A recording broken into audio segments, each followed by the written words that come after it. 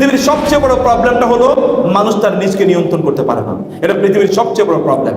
তুমি তোমার নিজকে নিয়ন্ত্রণ করা শেখো, তোমার নিজকে নিয়ন্ত্রণ করা শেখো।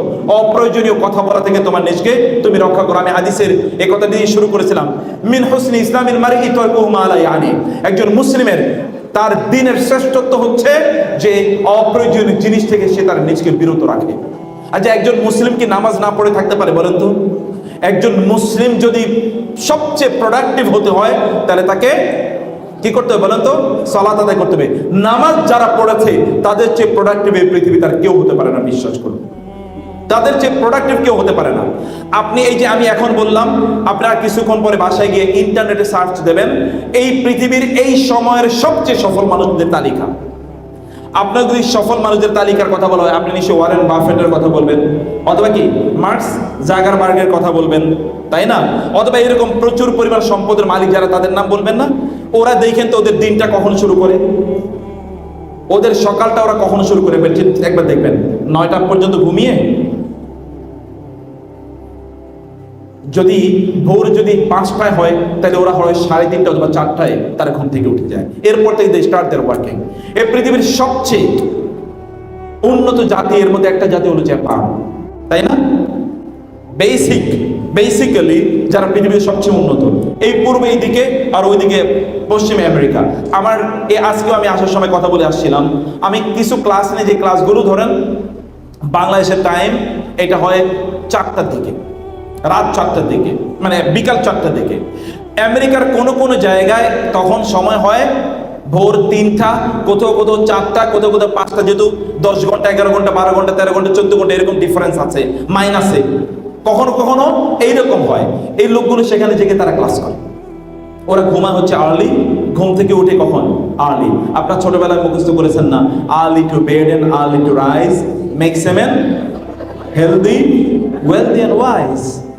এই আর্লি এর কথা কে শিখেছে আমাদেরকে বলেন তো? মুহাম্মাদুর রাসূলুল্লাহ সাল্লাল্লাহু আলাইহি ওয়াসাল্লামের জীবনের ঘটনা আপনারা এরকম অনেক জানেন। আগামীকাল সকালে সবার আগে এই কাবাতে যিনি প্রবেশ করবেন তিনি আমাদের মধ্যে সমাধান করে দেবেন, এরকম একটা ঘটনা ঘটেছিল না? ওই হাজারে আসওয়াদ কালো পাথর কে রাখবে এটা নিয়ে, সেখানে সর্বপ্রথম ওই মসজিদের প্রেমিজে কে ঢুকেছিলেন? মুহাম্মাদুর রাসূলুল্লাহ সাল্লাল্লাহু আলাইহি ওয়াসাল্লাম। ভোর হওয়ার আগে আমাদের একটা আজান দেওয়া হয়, নামাজের আজান। এই নামাজের নাম কি? ফজরের নামাজ। ফজর কি সূর্য ওঠার পরে নাকি সূর্য ওঠার আগে?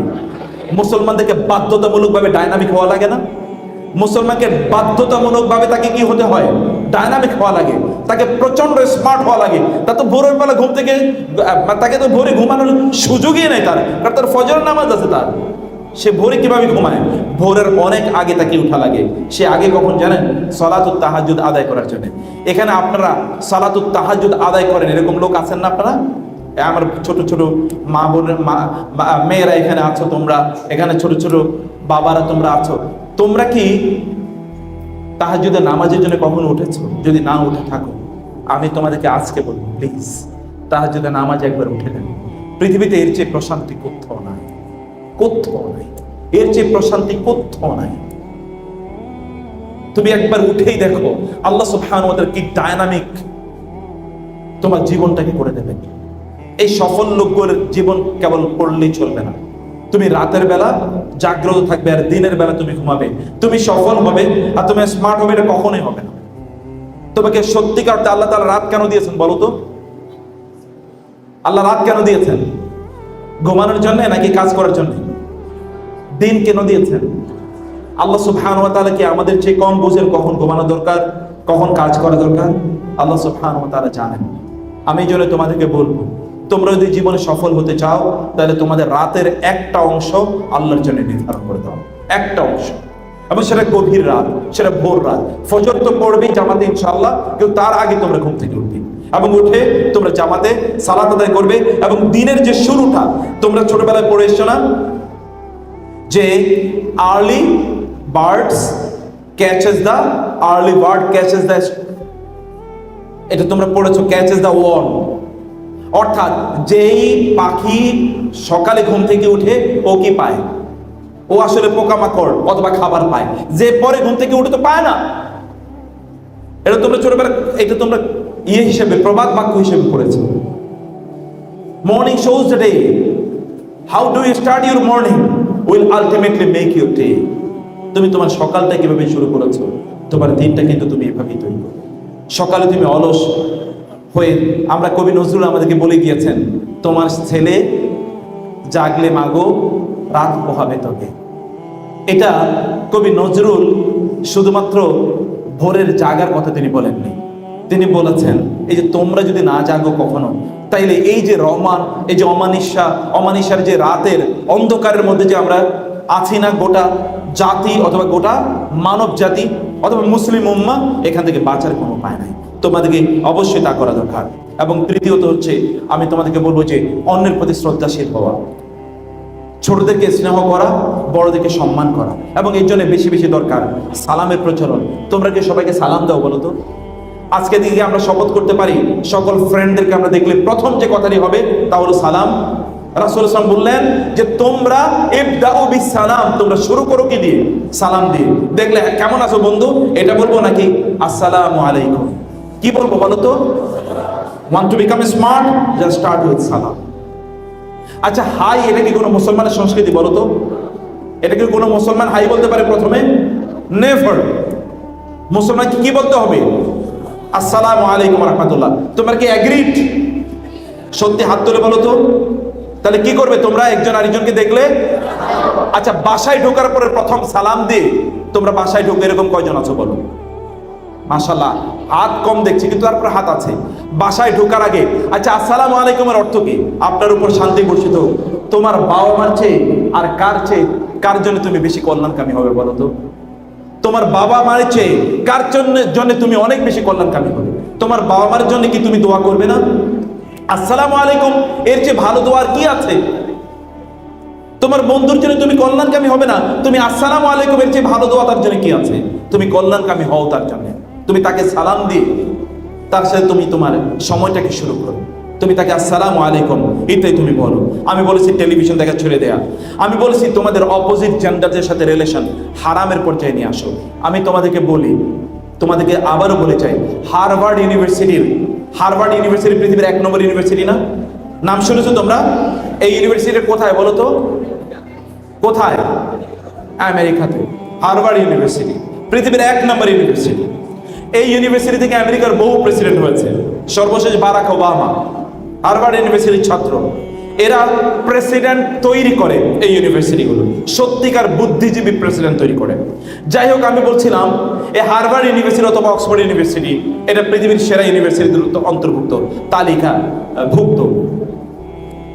এই ইউনিভার্সিটির কথা আমি তোমাকে বলছি। হার্ভার্ড ইউনিভার্সিটির একটা গবেষণায় দেখা গিয়েছে ওই ইউনিভার্সিটির সেরা ছাত্র তারাই যারা অপোজিট জেন্ডারদের সাথে অবৈধ রিলেশন তারা তৈরি করে না। এটা স্ট্যাটিস্টিক্স, গবেষণার কথা বলছি। গবেষণায় তারা দেখিয়েছে those who are not maintaining illicit illegal relation with the opposite gender, they are the best student, most successful student, highly performing student in these universities. তোমরা কি হাইলি পারফর্মিং হতে পারো না? হতে চাও না? হতে চাও কিনা? তুমি অন্যের সাথে গল্প করে যে সময়টা কাটাবে, এই সময়টা তোমার পড়াশোনার মধ্যে তুমি কাটাও না। তোমার তো পরবর্তী জীবন ভালো হওয়া দরকার, তাই না? পরবর্তী জীবন তোমার ভালো। এখানে যারা আছে তোমরা মাশাআল্লাহ সবাই বড়, এই জন্য আমি এই কথাগুলো বলছি। যদিও এই কথাগুলো সবসময় পাবলিক বলা যায়ও না। তোমরা বড় এবং তোমাদেরকে এখন একটা সেন্সিটিভ এইজে তোমরা আছো। তোমরা প্লিজ এই সময়টাকে তোমরা এগুলোকে কাটিয়ে দেবে না। তোমাদের আল্লাহর সাথে সম্পর্কটা বিল্ড আপ করো। মাল্লাহুল মাওলা ফালাহুল কুল, আরবিতে বলা হয় আল্লাহকে যদি তোমার পক্ষে রাখতে পারো, গোটা পৃথিবী তোমার কাছে এসে আত্মসমর্পণ করবে ইনশাআল্লাহ। পৃথিবীর সবচেয়ে বড় প্রবলেমটা হলো মানুষ তার নিজকে নিয়ন্ত্রণ করতে পারে না। এটা পৃথিবীর সবচেয়ে বড় প্রবলেম। তুমি তোমার নিজকে নিয়ন্ত্রণ করা শেখো, তোমার নিজকে নিয়ন্ত্রণ করা শেখো। অপ্রয়োজনীয় কথা বলা থেকে তোমার নিজকে তুমি রক্ষা করো। আমি হাদিসের এই কথা দিয়ে শুরু করেছিলাম, মিন হুসনি ইসলামিল মারই তারকুহু মা লা ইয়ানি। একজন মুসলিমের তার দ্বীনের শ্রেষ্ঠত্ব হচ্ছে যে অপ্রয়োজনীয় জিনিস থেকে সে তার নিজকে বিরত রাখে। আমি তোমাদেরকে একটা ফর্মুলা বলে যাই, তোমরা কতটুকু ইংরেজি জানো আমি জানি না, কিন্তু আমি বিশ্বাস করি গিয়াসউদ্দিন স্যার যে স্বপ্ন দেখেন তোমরা অনেক স্মার্টলি ইংলিশ বলবে। এটা স্যার নিশ্চয়ই সেভাবে এখানকার আয়োজন করেছেন। এবং তোমাদের নিজেকে আমি ইংরেজি ভাষা শিখলে তুমি অনেক ভালো চাকরি পাবে এবং লোকেরা তোমাকে বলে ইজ স্মার্ট, ভেরি স্মার্ট, আমি এই জন্য বলছি না। তুমি যদি ভাষা শেখো, কমপক্ষে তুমি এর মাধ্যমে মানুষের কাছে মানবতার মেসেজগুলো কমিউনিকেট করতে পারবে। মোস্ট অফ দ্য পিপল, যেহেতু এটা international language, it has become common day language, এটা এখন কমন প্লেস ল্যাঙ্গুয়েজ হয়ে গেছে, প্রত্যেকেই কিছু না কিছু বুঝে। অতএব এর মাধ্যমে তুমি মানুষের কাছে দাওয়াতি কথাগুলো তোমরাই মানুষের কাছে পৌঁছাবে, দিনের কথাগুলো মানুষের কাছে পৌঁছাবে। এই জন্যে তুমি ভাষাটি শিখবে। আমি তোমাদেরকে বলি, যদি তোমরা কমপক্ষে এই তথাকথিত আনপ্রোডাক্টিভ ওয়ে থেকে তোমাদের সময়কে ডেইলি 1 ঘন্টা কাট অফ করো, কাট অফ করে যদি তোমরা এই ভাষা শেখার জন্য ব্যবহার করো, তোমরা, আমি গ্যারান্টি দিচ্ছি তোমাদেরকে, তোমরা 6 মাসের মধ্যে ইংরেজি ভাষার জাহাজ হয়ে যেতে পারবে ইনশাআল্লাহ। এটা কি হওয়া সম্ভব না বলো তো? 6 মাসে প্রতিদিন যদি 1 ঘন্টা হয়, তাহলে 1 মাসে কয় ঘন্টা বলো তো? 30 ঘন্টা। 6 মাসে কয় ঘন্টা? 3 6 18, 180 ঘন্টা। 180 ঘন্টা লাগে না কোন একটা ভাষাতে দক্ষতা অর্জন করার জন্য। You never need 180 hours in order to become excellent in any language. It is English, or it is French, or it is Japanese, or it is Bangla, or it is Arabic. কোন ভাষা শেখার জন্য 180 hours rigorous এটা লাগে না, কিন্তু এটা তুমি করতে পারো। তোমাদের সময়গুলোকে তোমরা কাট অফ করে এই জায়গাগুলো তোমরা মেনটেন করবে। সবকিছুর উপর তোমরা আল্লাহকে প্রাধান্য দাও। সবকিছুর উপর কে প্রাধান্য দেবে বলো তো? তোমরা কাকে প্রাধান্য দেওয়া দরকার? আল্লাহকে প্রাধান্য দাও। আল্লাহকে যদি তুমি প্রাধান্য দাও, তাহলে আল্লাহ সুবহানাহু ওয়া তাআলা তোমাকে প্রাধান্য দেবেন। রাসূলুল্লাহ সাল্লাল্লাহু আলাইহি ওয়াসাল্লাম, আমিরে মুআবিয়া থেকে বর্ণিত হাদিসটি রাদিয়াল্লাহু তাআলা আনহু, তিনি মুসলিমের বর্ণনাটা, সহিহ মুসলিমের বর্ণনা। আমির মুআবিয়া রাদিয়াল্লাহু, তিনি মসজিদে ঢুকলেন, দেখলেন একদল লোক সেখানে বসে আছেন। তিনি তাদেরকে বললেন যে তোমরা কেন এখানে বসে আছো? তারা বললেন, জালাসনা নাযকুরুল্লাহ, আমরা এখানে বসে আছি, we are discussing, remembering Allah, we are discussing the verses of Allah সুবহানাহু ওয়া তাআলা। আমরা আল্লাহ সুবহানাহু ওয়া তাআলার কথা এখানে বলছি। তখন তিনি তাদেরকে বললেন, আমি আল্লাহর কসম করে তোমাদেরকে জিজ্ঞেস করছি, মা আজলাসাকুম ইল্লা যালিক, এইটা ছাড়া অন্য কোনো উদ্দেশ্যে তোমরা এখানে বসোনি? তারা বলল, না, অন্য কোনো উদ্দেশ্যে বসেনি। তিনি বলেন, আমি তোমাদেরকে এই কথা তুহমাত আল্লাকুম, তোমাদের বিরুদ্ধে কোনো অভিযোগ অপবাদ দেওয়ার জন্য আমি তোমাদেরকে এটা প্রশ্ন করিনি, বরং আমি শুনেছি রাসূলুল্লাহ সাল্লাল্লাহু আলাইহি ওয়াসাল্লাম তিনি মসজিদে ঢুকেছিলেন, তিনিও দেখলেন একটা এরকম একটা জটলা এখানে বসে আছেন, তিনিও আমি তোমাদেরকে যেরকম প্রশ্ন করেছি তিনি তাদেরকে এরকম প্রশ্ন করেছেন, তোমরা কেন বসে আছো? তারা বলেন, আমরা এখানে আল্লাহর স্মরণের জন্য বসে আছি, আল্লাহ সম্পর্কে এখানে আমরা আলোচনা করছি। তিনি বলেন, তোমাদেরকে আমি আল্লাহর কসম করে বলছি, এছাড়া আর কোনো কারণে তোমরা বসোনি? তারপরে, না, অন্য কোনো কারণে আমরা এখানে বসিনি, কেবল আল্লাহর জন্য বসেছি। তিনি বলেন, আমি তোমাদেরকে তোমাদের বিরুদ্ধে অপবাদ দেওয়ার জন্য, অভিযোগের জন্য আমি এটি জিজ্ঞেস করিনি। জিবরিল আমার কাছে কিছুক্ষণ আগে আসলো এবং এসে আমাকে বলল, আল্লাহ সুবহানাহু ওয়া তাআলা ফেরেশতাদের সাথে তোমাদেরকে নিয়ে গর্ব করছেন। এটা মুসলিমের হাদিস, সহিহ মুসলিমের হাদিস। আল্লাহ ফেরেশতাদের সাথে তোমাদেরকে নিয়ে গর্ব করছেন। ইন্নাল্লাহু ইউবাহি বিকুমাল মালাইকা, আল্লাহ তোমাদেরকে নিয়ে গর্ব করছেন। তোমরা কি তোমাদের নিজেকে এই জায়গায় নিয়ে যেতে পারো না? যা এই জায়গায় নিয়ে যেতে পারো না? তোমরা বলো তো, পারো কিনা? পারো। তাহলে করতে হবে, তোমাদেরকে কি করতে হবে? আল্লাহর জন্য তোমাদের কিছু সময় বরাদ্দ করে রাখতে হবে। আল্লাহ সুবহানাহুর জন্য কিছু সময় বরাদ্দ করে রাখা। বাবা মার সাথে সম্পর্ক কেমন তোমাদের? সবাই যাদের সম্পর্ক খুবই ভালো তারা হাত তুলে দেখি, মাশাআল্লাহ, আলহামদুলিল্লাহ, প্রাণ জুড়িয়ে গেল। রাসূলুল্লাহ সাল্লাল্লাহু আলাইহি ওয়াসাল্লাম বলেছেন, কেউ যদি চায় তার রিজিকের মধ্যে বারাকা হোক, তার হায়াতের মধ্যে বারাকা হোক, তাইলে সেই জন্য আত্মীয়তার সাথে আত্মীয়দের সাথে সম্পর্ক ভালো রাখে। পিতা মাতার চেয়ে পরম আত্মীয় কে আছে এই পৃথিবীতে? পিতা মাতার চেয়ে পরম আত্মীয় এই পৃথিবীতে আর কে আছে? পিতা মাতার সাথে সম্পর্ক ভালো রাখলে আল্লাহ সুবহানাহু ওয়া তাআলা তোমার হায়াতের মধ্যে বারাকা দেবেন এবং তোমার রিজিকের মধ্যে আল্লাহ তাআলা বারাকা দেবেন। এটা রাসূল সাল্লাল্লাহু আলাইহি ওয়াসাল্লাম বলেছেন সহিহ হাদিস। অতএব তোমাদের এই কাজটি করা দরকার, তাদের সাথে সম্পর্ক বাড়ানো। এবং সর্বশেষ যেটা তোমাদেরকে বলবো তা হলো যে তোমরা কোরআন তেলাওয়াত করো। কোরআন তেলাওয়াত করতে পারো না এরকম কেউ আছো এখানে? কোরআন তেলাওয়াত করতে পারো না? আমি তো ওকে দেখে মুগ্ধ হয়েছি তার তেলাওয়াত শুনে। আমার বিশ্বাস সবাই এরকম সুন্দর করে তেলাওয়াত করতে পারে। এরকম তেলাওয়াত করতে পারা উচিত না আমাদের সবার? ইনশাআল্লাহ সুন্দর করে কোরআন তেলাওয়াত করো। তুমি যদি আল্লাহর সাথে কথা বলতে চাও তাহলে নামাজে দাঁড়িয়ে যাও। আর তুমি যদি চাও যে আল্লাহ তোমার সাথে কথা বলো, তাহলে কি করবে বলো? তাহলে কি করবে? কোরআন তেলাওয়াত করবে। যদি তুমি চাও আল্লাহ তোমার সাথে কথা বলুক, তাহলে তোমার কাজ কি? তাহলে কোরআন তেলাওয়াত করা, তোমরা এই কাজগুলো করবে। আমি 5 মিনিটের মধ্যে বাকি কয়েকটা প্রেসক্রিপশন দিয়ে তোমাদেরকে আমি শেষ করতে চাই। তাহলে যে সোশ্যাল মিডিয়া, এই সময়ের সবচেয়ে বড় ভাইরাসের নাম হলো সোশ্যাল মিডিয়া। ভাইরাস বুঝো তো, এই ভাইরাস করোনা ভাইরাসের চেয়ে মোর ডিস্ট্রাকটিভ, মোর ডিস্ট্রাকটিভ। এই ভাইরাসের নাম কি? Social media. এটার নাম যারা সোশ্যাল মিডিয়া দিয়েছে নিশ্চয়ই তারা একটা জায়গায় ভুল করেছে। এটার নাম পুরোটাই হলো আনসোশ্যাল মিডিয়া। এটার নাম কি? Unsocial media. এই মিডিয়া মানুষকে প্রচন্ডভাবে সোসাইটি থেকে কাট অফ করে দেয়, প্রচন্ডভাবে সোসাইটি থেকে কাট অফ করে দেয়। আগে তোমার বাবাকে জিজ্ঞেস করে দেখো, তোমার বাবা তোমার আত্মীয় স্বজনের সবাইকে চিনতেন এবং নাম জানতেন, তাদের প্রত্যেকের সাথে তার সাক্ষাৎ হতো, এবং তোমার বাবার বিপদ হলে, তোমার দাদার বিপদ হলে কমপক্ষে 10টা লোক এগিয়ে আসতো দৌড়ে। গতকালও তোমরা দেখেছো যে ফ্লাইওভারের শার্টার পড়ে মানুষ মারা গিয়েছে না? ওই লোকগুলোকে উদ্ধার করার চেয়ে সেখানে ছবি তুলে সোশ্যাল মিডিয়াতে দেওয়ার প্রতিযোগিতা ছিল অনেক অনেক বেশি। কিছুদিন আগে বাংলাদেশে এরকম একটা ছবি ভাইরাল হয়েছিল।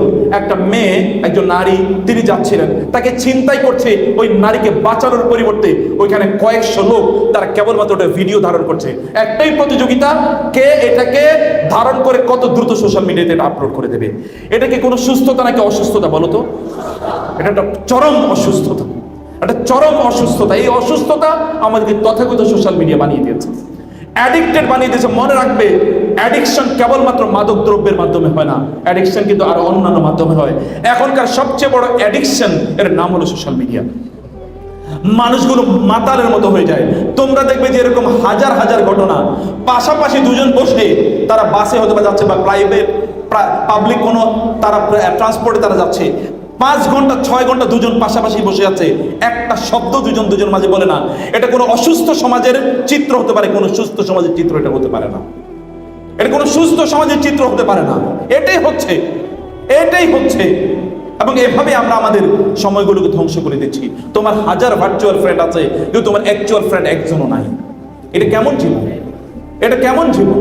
অথচ তোমাকে তো উত্তম বন্ধু গ্রহণ করা তোমার জন্য, এটা তোমার এই পৃথিবীর শ্রেষ্ঠতম কাজ ছিল। ওমর রাদিয়াল্লাহু আনহু একটা বর্ণনা আছে, তিনি বলছেন এই যদি না থাকতো, আমার যদি আমার যদি ভাই এমন গভীর বন্ধুত্বওয়ালা বন্ধুরা না থাকতো, ভাইয়েরা না থাকতো, তাহলে এই পৃথিবীতে আমার বেঁচে থাকার স্বাদ থাকতো না। তো তোমার এরকম কয়জন বন্ধু আছে যারা অ্যাকচুয়াল ফ্রেন্ড, তোমার বিপদে ওরা সত্যিকার অর্থে এগিয়ে যাবে? সব ভার্চুয়াল ফ্রেন্ড, এদের কারোই খবর নাই। এটা এমন একটা সমাজ, অথবা এটা একটা বিশাল বড় একটা অ্যাডিকশন আমাদের জন্য তৈরি করছে। এই অ্যাডিকশন থেকে বাঁচতে হবে তোমাদেরকে। এটা একটা ভয়ঙ্কর অ্যাডিকশন, এবং এটা একটা মরণ ফাঁদ তৈরি করেছে আমাদের জন্য।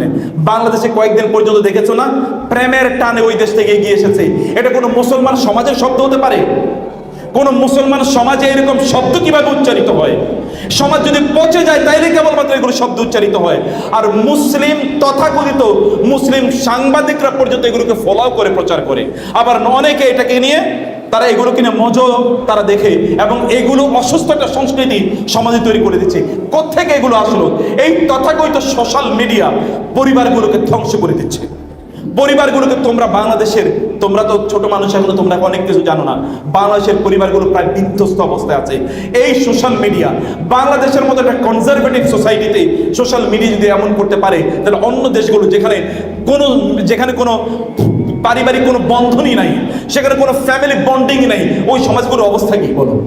সেগুলো আরো ধ্বংসের দ্বার প্রান্তে এগিয়ে গিয়েছে, সেগুলো ধ্বংসের দ্বার প্রান্তে চলে গেছে। এগুলো থেকে বাঁচার জন্য তোমাদেরকে সোশ্যাল মিডিয়া, এই আনসোশ্যাল মিডিয়া, এগুলো থেকে তোমাদেরকে দূরে থাকতে হবে। এই গোটা পৃথিবীকে অস্থির করে রাখছে এই তথাকথিত সোশ্যাল মিডিয়া। বিশ্বাস করো, গোটা পৃথিবীকে অস্থির করে রাখছে। এত মিথ্যাচার কেবলমাত্র সোশ্যাল মিডিয়ার মাধ্যমে ছড়ায়, কেবলমাত্র সোশ্যাল মিডিয়ার মাধ্যমে ছড়ায়। আচ্ছা, সোশ্যাল মিডিয়ার এত সংবাদ জেনে তোমার লাভ কি? তুমি তো তোমার নিজের ব্যাপারেই জানো না। সক্রেটিস নাকি বলেছে নো দাই সেলফ। এটা সক্রেটিস বলেছে না কে বলেছে আমার জানা দরকার নাই। আল্লাহ সুবহানাহু বলেছেন তুমি তোমার নিজের ব্যাপারে, অফি আনফুসিকুম, তোমার নিজের ব্যাপারে তুমি চিন্তা করো।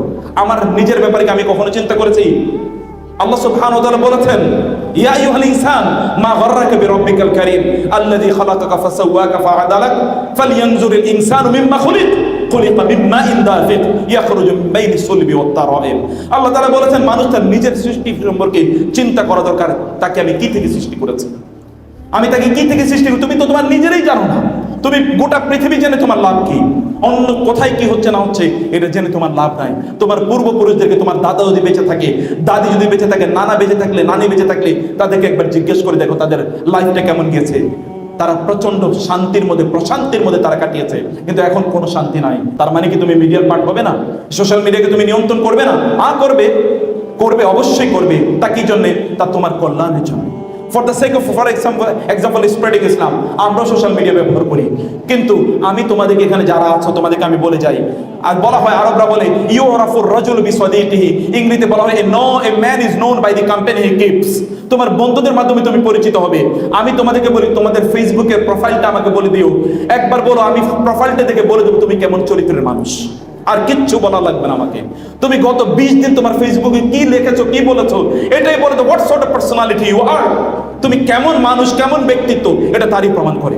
উগ্রবাদীদের ফেসবুকে দেখবে উগ্র কথা বলছে, রাজনীতিবিদের ফেসবুকে গেলে তুমি রাজনীতি দেখবা, যে সিনেমা নাটক করে ওইখানে তার ওইটাই তুমি দেখতে পাবা, যে অশ্লীলতা করে ওর ফেসবুকে ওটাই প্রমোটেড হয়, আর যে দিনের কথা বলে তার ওইখানে কেবল দিনের কথা, কেবল কোরআনের কথা, হাদিসের কথা। অর্থাৎ তার ফেসবুকটা তার চরিত্র কিনা বলো তো? তার ফেসবুকটা তার ফেস, বুক না থাকলেও ফেস আছে। এখনকার ছাত্রদের মধ্যে একটাই আছে, ওরা বুক হারিয়ে ফেলছে, এখন শুধুমাত্র ফেসবুক নিয়ে আসে, নাই এরকম?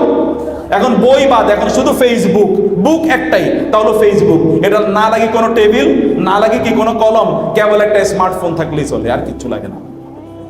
এইরকম ফেসবুক তোমাদের দরকার নাই। মেক ইউর ফেস রিয়েল বুক। তোমার ফেসটাকে সত্যিকার তো তোমরা বই বানাও। ফেসবুক ব্যবহার করার আগে তোমার নিয়তটা ঠিক করো।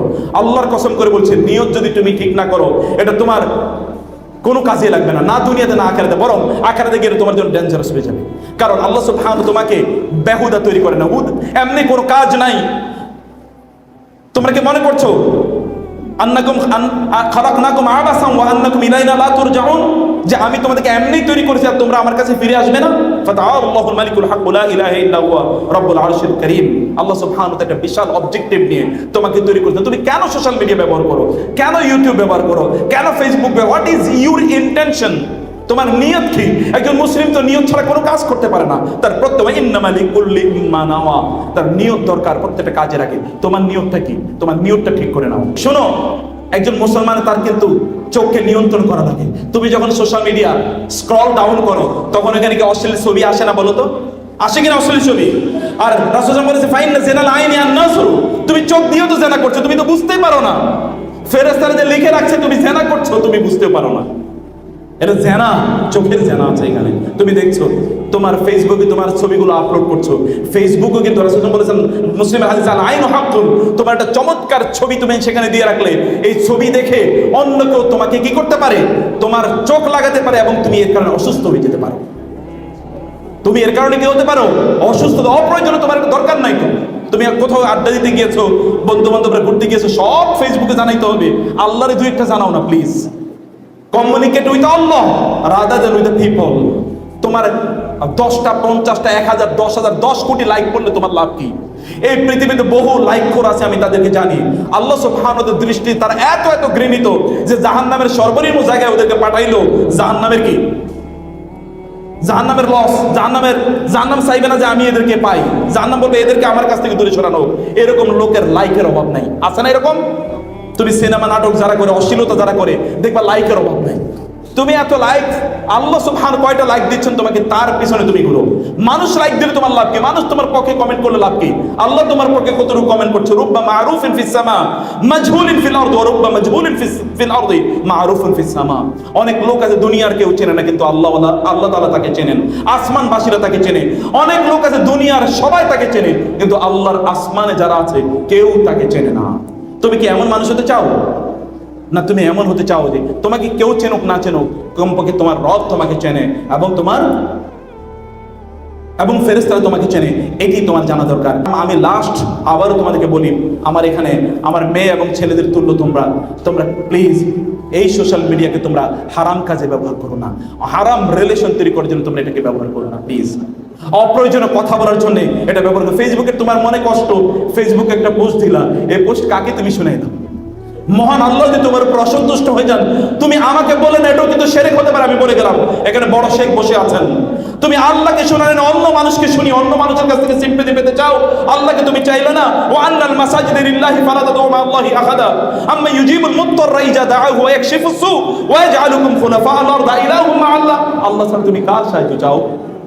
সাহায্য তো করবেন তোমাকে আল্লাহ। তোমার কষ্টের কথা তুমি আল্লাহকে বলতে পারলে না, তুমি আল্লাহকে বলার আগে অন্য কাউকে বলো। তোমার ঈমান আসলে ইসলাম কোথায়? এগুলো কিসের ঈমান, কিসের ইসলাম? এগুলো কোনোটাই না। তুমি মানুষের দোয়া চাইতে পারো, that is a different issue, but you should seek the support of your lord first. তোমার রবের সাপোর্ট তোমাকে প্রথম চাওয়া দরকার এবং তার কাছে তোমাকে প্রথম ধর্ণা দেওয়া দরকার। অনেক ইস্যু ছিল আলোচনা, আমি কয়েকটি জায়গা থেকে ক্ষুদ্র ক্ষুদ্র কথা তোমাদেরকে বললাম। তোমরা এগুলোতে সব কিছুতে অ্যাগ্রিড তো নাকি? আমি সবাই কথা বলতে হবে, আমি কোরআন হাদিসের বাইরে কিচ্ছু বলি নাই। এগুলো সব কিছুতে অ্যাগ্রিড তো ইনশাআল্লাহ? এগুলো সব মেনে চলবে তো ইনশাআল্লাহ? তোমরা এমন মা হও যাদের পেট থেকে ওমর ইবনে আব্দুল আজিজরা জন্ম নেয়।